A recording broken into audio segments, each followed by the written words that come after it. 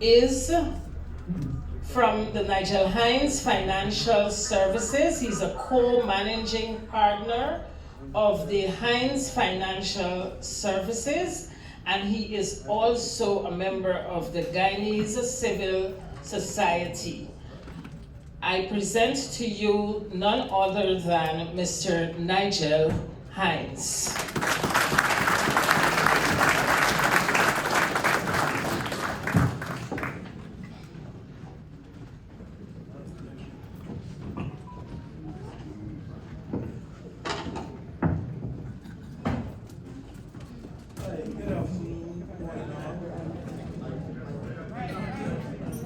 Good afternoon, one and all. Friends, family,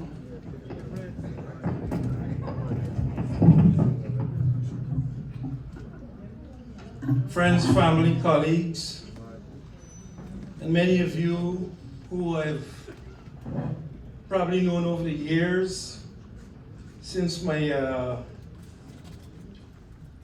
you would have departed Guyana many years ago, but I also departed Guyana around 2002, and I went back in 2012 as a migrant. And I was asked by President, at that time, Opposition Leader Granger, to lead a group to do a statement of post review.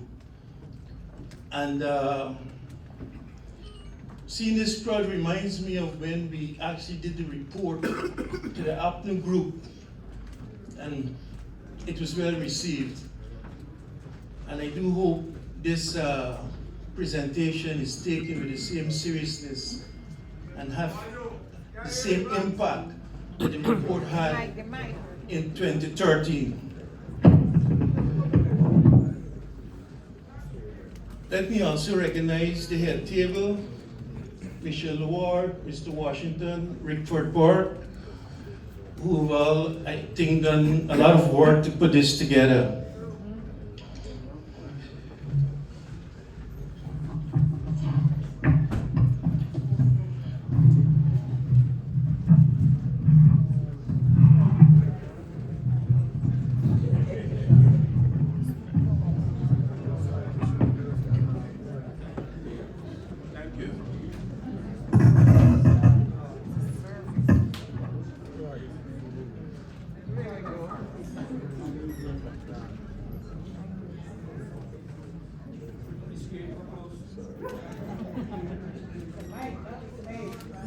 It could have just come on. Yeah, better. Testing. Okay, we're ready to go. The headline for my presentation is Economic Prosecution and Persecution in Guyana.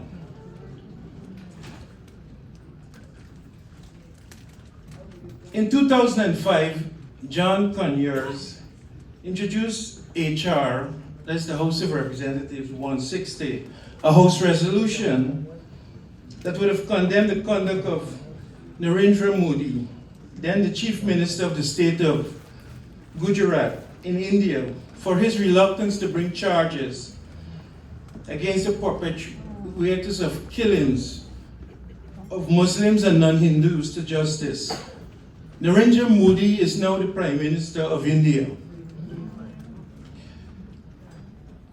What we need now is a US House of Representatives resolution to condemn the condition and conduct of President Irfan Ali and his administration for their actions of economic persecution of African Guyanese and non-supporters of the PPP. We urge the United States executive branch to condemn all violations of economic and human rights in Guyana. The PPP, the People's Progressive Party, uses a 0.69% voting advantage-based democracy in Guyana in a dictatorial manner, where genuine and inclusive government is a myth.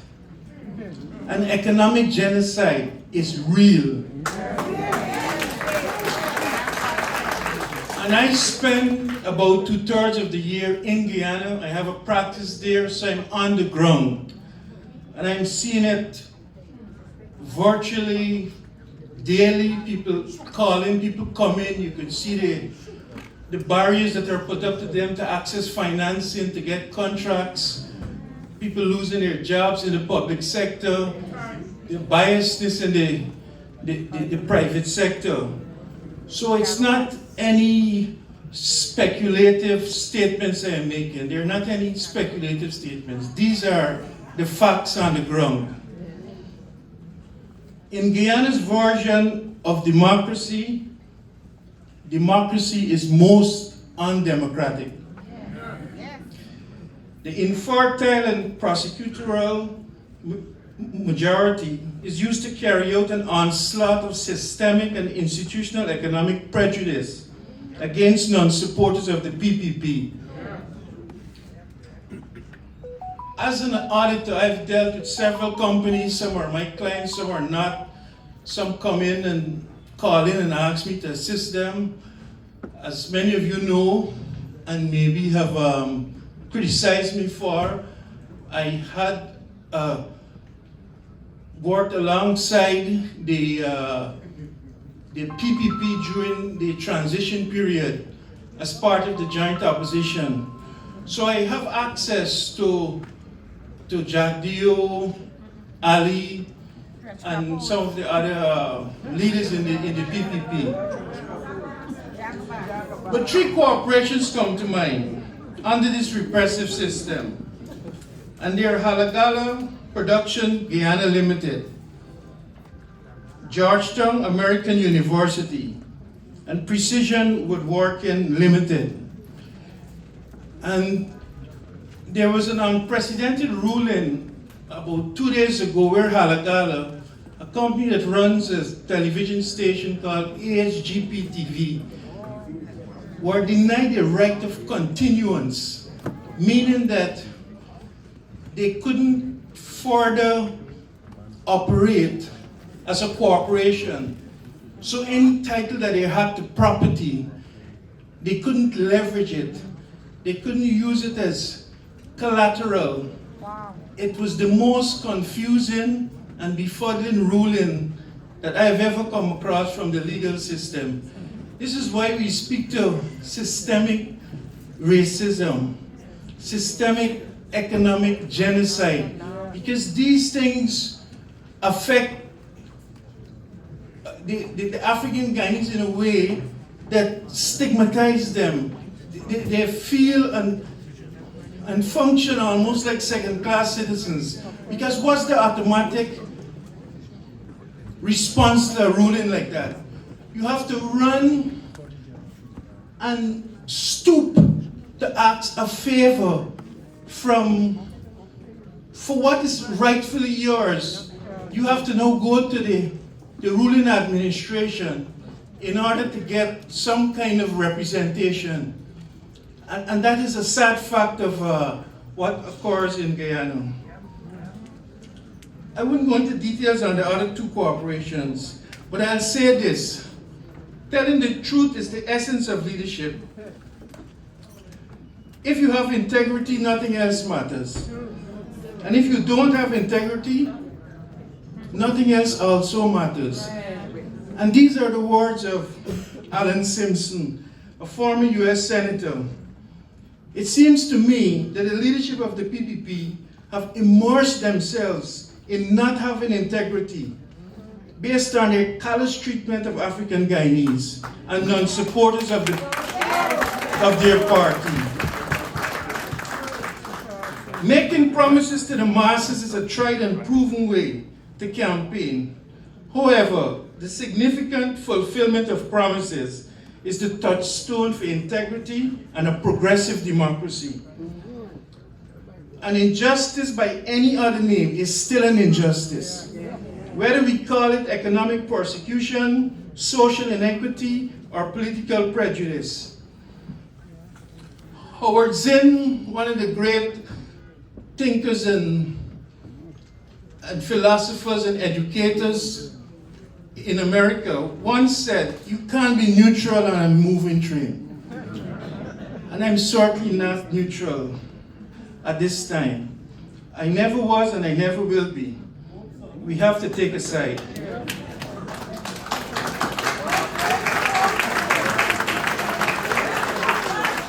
We have this out-of-control train that is targeting non-supporters of the People's Progressive Party, primarily in the form of economic warfare and social persecution, and the train is crushing and mowing down disadvantaged people. You here are blessed to be in the United States of America, with all its problems. Problems are not limited to one or several countries, but what obtains in Guyana is virtual heresy. I mean, when you see the suffering and the difficulty of just getting crumbs on the table, you feel a visceral, almost, emotional breakdown to see not just your ancestral people, but Guyanese people suffering that way, while a few at the top are living on the largesse of the patrimony of the Guyanese people. Integration can't be defined, same as multi-racialism. As David Hines of the Working People's Alliance said, we have to talk about racism to get past racism. Racism needs to be exposed at every thrust and cut. Some of these racist wounds are deep. Economic exploitation must be exposed. There's an absolute need for the Working People's Alliance as a vanguard for freedom and anti-exploitation, anti-racism, and anti-poverty. For them to take their rightful place in the flow of Walter Rodney and what he tried to do to bring Guyana together. In Guyana, by far the largest group in the poverty class is made up of mostly African Guyanese. Then we have groups such as the middle class, the wealthy class, and the uber class. Less than 10% of Guyanese are in the wealthy class, none in the uber class. None in the uber wealthy. And we make up at least 35% of the population. And we have less than 10% in what you would refer to as the wealthy class. We dominate probably over 50% of the impoverished people are in the poverty class. And I say to you, chained hands can't fight the oppressors. That is why institutions such as the Congressional Black Caucus must recognize that Guyana is among the top 5 wealthiest countries in the world on a per capita resource basis, with our vast resources, gold, bauxite, diamonds, and we could continue magnesium, cobalt, and so forth.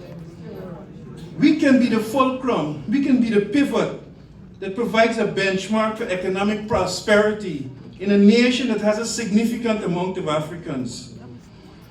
Instead, we have over 40% of our people living in poverty, while we have a natural resource oil fund with approximately 1.5 billion United States dollars. And this amount is increasing at a rapid rate.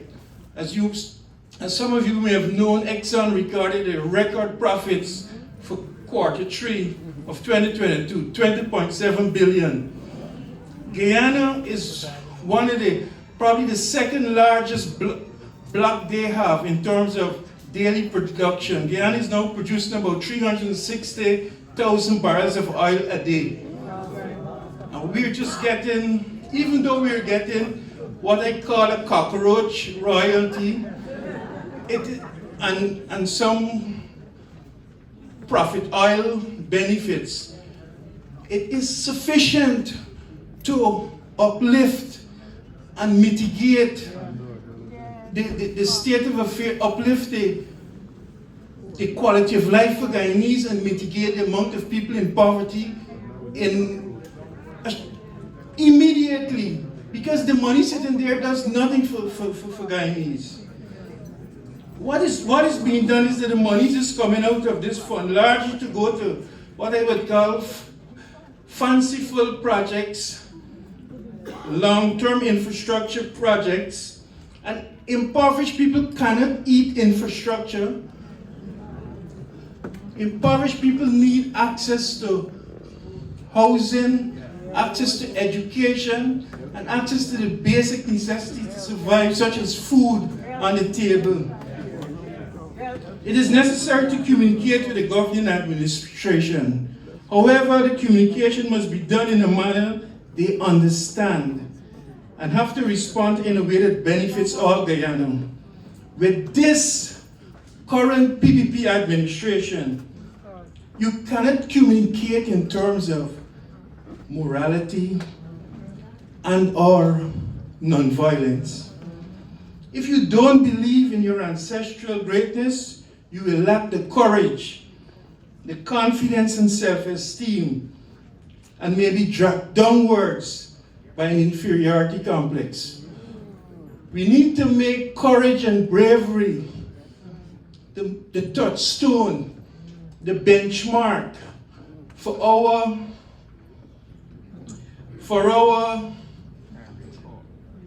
success. 90% of government contracts go to 10% of unnamed contractors. The foregoing is from a publication from Arvind Parag, the CEO of the tender board, where they give the government contracts, where this is what makes the Indian Guyanese the billionaires they are, and put them in the Uber class. So I'm saying it again because it's a very important point. 90% of government contracts go to 10% of the unnamed contractors. And that's PPP transparency for you, where they hide the value and names of large government contracts given to one racial group. So the economic injustice in Guyana is where there are so many unanswered questions on government contracts. So far, we've had Joel Bagwandin, Chris Ram, and Arvind Parag of the National Procurement and Tender Board weighing on the questions asked of Finance Minister Ashni Singh regarding government contracts issued for 2022. We are still awaiting a response. American Nobel Prize winner Joseph Stiglitz, most famous researchers on screening, a technique used by one economic agent to extract otherwise private information from another source.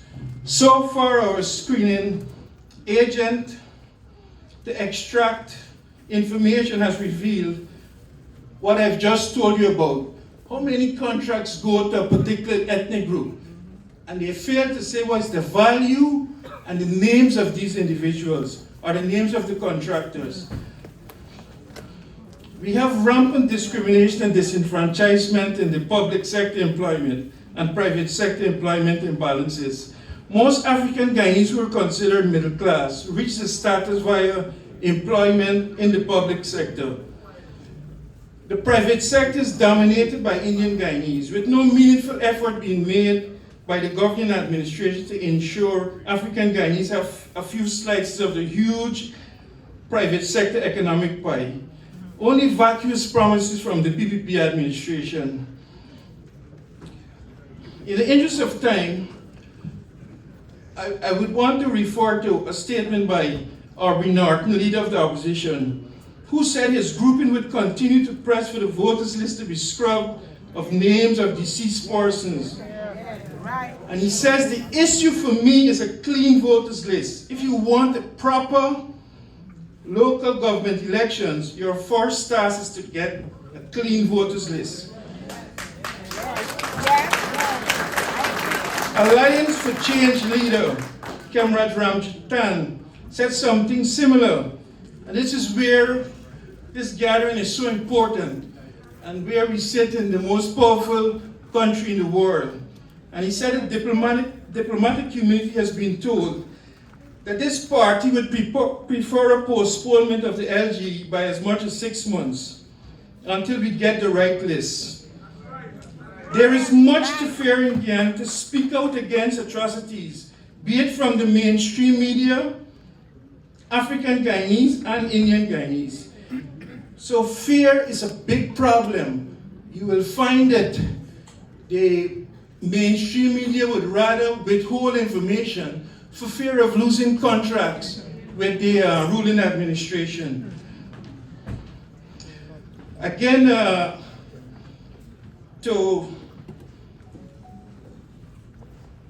come to conclude, I'd like to talk about bravery and courage are the catalysts to live and die free. And we must be willing.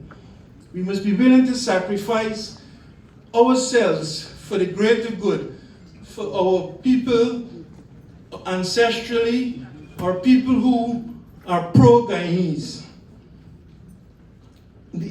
There is no fence for principle to jump, and there must be no time or space to acquiesce on partisan agendas. In the midst of prosperity, our people live in poverty due to defects in leadership. The time for change is now. Thank you.